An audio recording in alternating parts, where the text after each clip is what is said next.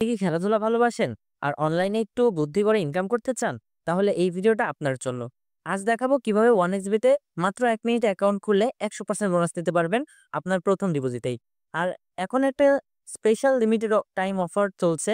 যদি আপনি আমার কোড RTR150 ব্যবহার করেন তাহলে শুধু বোনাস না, পাবেন এক্সক্লুসিভ ফ্রি স্পিন অফার এবং কিছু হিডেন রিওয়ার্ড যেটা রেজিস্ট্রেশনের সময় আনলক হয়ে যাবে। ভিডিওটি পুরো দেখুন কারণ পুরো প্রসেসটা আমি লাইভ দেখাবো। চলুন শুরু করা যাক। অ্যাকাউন্ট খোলার জন্য সর্বপ্রথম আমাদের 1xBet অ্যাপটি ডাউনলোড করতে হবে। ডাউনলোড করার জন্য ক্রোম অথবা অন্য কোনো ব্রাউজারে গিয়ে সার্চ করুন 1xBet লিখে। 1xBet লিখে সার্চ করার পরে উপরের দিক থেকে কোনো একটা ওয়েবসাইট থেকে অ্যাপটি ডাউনলোড করে ইনস্টল করে নিন। অ্যাপটি ইনস্টল করার পরে আপনারা অ্যাপটি ওপেন করে নেবেন। অ্যাপটি ওপেন করার পরে আপনারা এই রেজিস্ট্রেশন বাটনে একটি ক্লিক করবেন। এরপরে ইন ওয়ান ক্লিক এর ওপর ক্লিক করুন। এরপরে আপনাদের সামনে এরকম একটি ইন্টারফেস আসবে। এই ইন্টারফেসে আপনাদের কোনো কিছু পরিবর্তন করার প্রয়োজন নেই। শুধুমাত্র আপনারা আমাদের special promo code RTR150 promo কোডের জায়গায় বসিয়ে দেবেন। এছাড়া কিন্তু আপনারা প্রথম ডিপোজিটে ৳২০,০০০ পর্যন্ত এবং 200% পর্যন্ত বোনাস পাবেন না। এরপরে আপনারা I am 18 ইয়ার্স ওল্ড এইখানে টিক করে কনফার্ম বাটনে ক্লিক করবেন। এরকম ক্যাপচা আসলে ক্যাপচাটি পূরণ করে নিবেন। ক্যাপচাটি সঠিকভাবে পূরণ হওয়ার পরে আপনাকে একটা ইউজার নেম এবং পাসওয়ার্ড দেওয়া হবে। এটি আপনারা ভালো করে সংরক্ষণ করবেন। পরবর্তীতে লগইনের ক্ষেত্রে এই পাসওয়ার্ড এবং ইউজার নেমটি কাজে লাগবে। এরপর আমাদের নাম্বার ভেরিফাই করার জন্য ডান পাশে নিচে যে মেনু অপশনটি আছে সেখানে ক্লিক করতে হবে। এরপরে সবার উপরের কর্নারে পার্সোনাল ইনফরমেশন বাটনে ক্লিক করুন। লিঙ্ক ফোন নাম্বার অপশনে গিয়ে আপনার মোবাইল নাম্বারটি বসিয়ে দিন। বসানোর পরে একটা ক্যাপচা আসবে, সেটা পূরণ করবেন।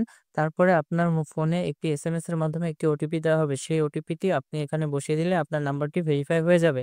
নাম্বার ভেরিফাই হওয়ার পরে আপনাদের ইন্টার ডিটেইলস অপশনে গিয়ে এনআইডি দিয়ে অ্যাকাউন্টটি ভেরিফাই করতে হবে। ভেরিফাই করার ক্ষেত্রে সর্বপ্রথম আপনাদের দেখবেন সারনেম নামে একটি অপশন রয়েছে। এখানে আপনাদের সারনেম দিয়ে দিবেন।